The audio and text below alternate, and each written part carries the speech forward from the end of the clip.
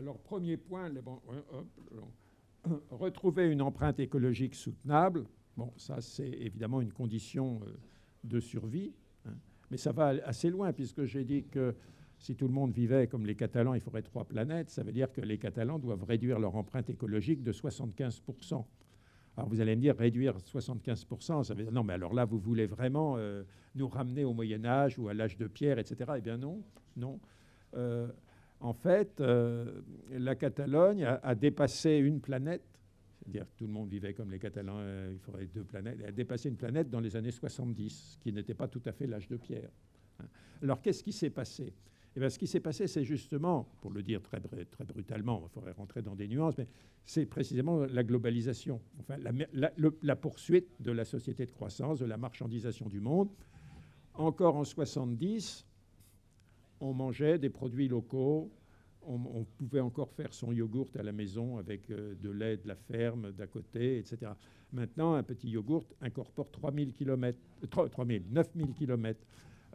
Les vêtements, en moyenne, nos vêtements incorporent 30 000 km. Dans les années 70, on trouvait encore des entreprises locales qui faisaient des textiles locaux, etc. Et tout à l'avenant. Les vaches, la viande qu'on mangeait dans les années 70 encore, elles mangeaient de l'herbe. Maintenant, elles mangent des tourteaux de soja. Alors, les tourteaux de soja, le soja, il n'y en a pas beaucoup chez nous. Il vient du Brésil.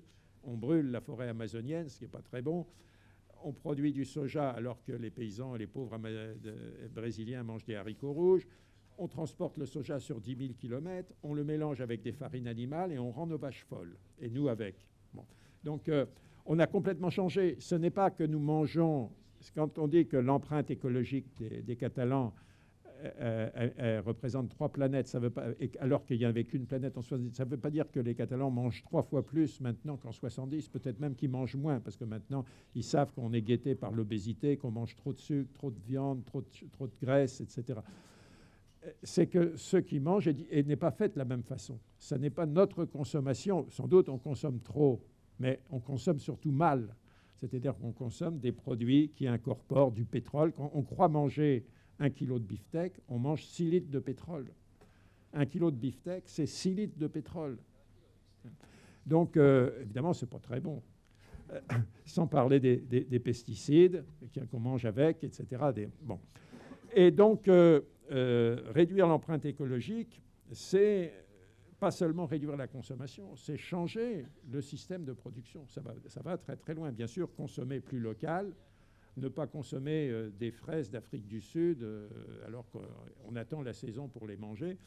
Hein, consommer la campagne faite par l'Association des consommateurs italiens, je trouve très intelligente, kilomètre zéro, hein, c'est-à-dire s'efforcer de consommer ce qui est produit avec le moins de transport, puisque le transport est une des activités les plus polluantes et les plus destructrices de l'environnement.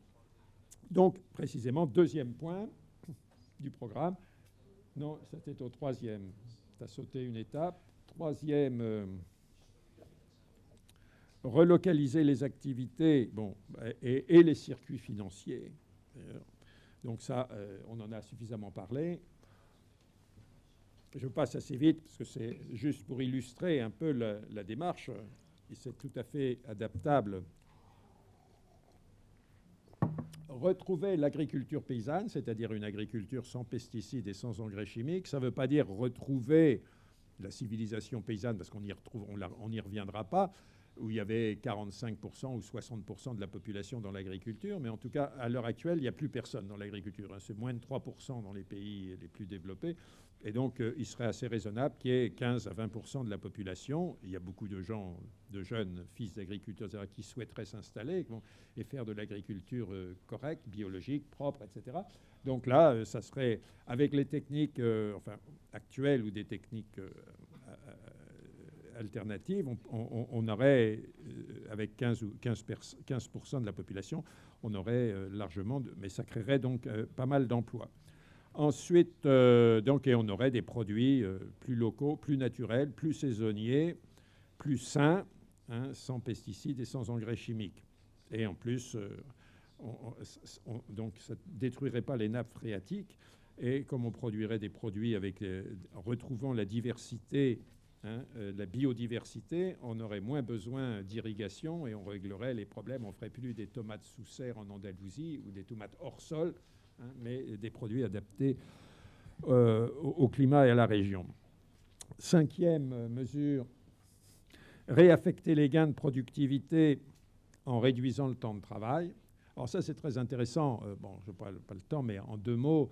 Le père Marx, en 1848, hein, il pensait qu'on avait, on avait atteint un tel niveau de développement qu'on pouvait passer au communisme. C'est-à-dire que le problème n'était pas de faire grossir la tarte, mais de la partager autrement. C'est ce qu'il appelait la révolution. Passage au communisme, ce n'était pas produire plus, hein, c'était répartir autrement pour les pays européens. C'était d'ailleurs aussi ce que pensait un économiste plus orthodoxe, qui est John Stuart Mill. Il pensait que les pays occidentaux produisaient. Leur problème, c'est qu'il y avait une telle injustice dans la répartition qu'il y avait des gens pauvres et puis des gens trop riches. Et pourtant, il n'y avait pas de voiture, il n'y avait pas de frigidaire, il n'y avait pas de machine à laver, il n'y avait pas de téléviseur du temps de Marx. C'était considérable. Alors, qu'est-ce qui s'est passé? On a multiplié, la productivité a été multipliée par 30.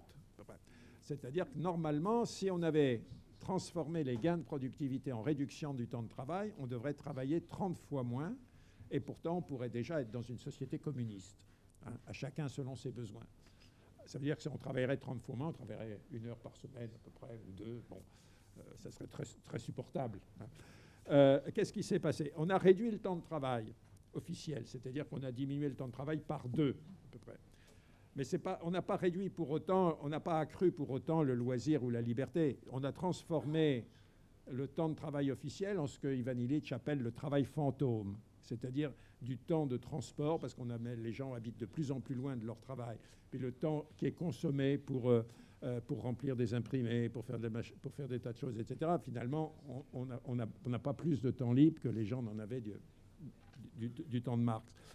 Et puis pour le reste, on a multiplié la production, on a multiplié les gadgets, on a multiplié les choses. On devrait être normalement 26 fois plus heureux si on mesure le bonheur à la consommation. Ce n'est pas démontré, hein. On veut au contraire que...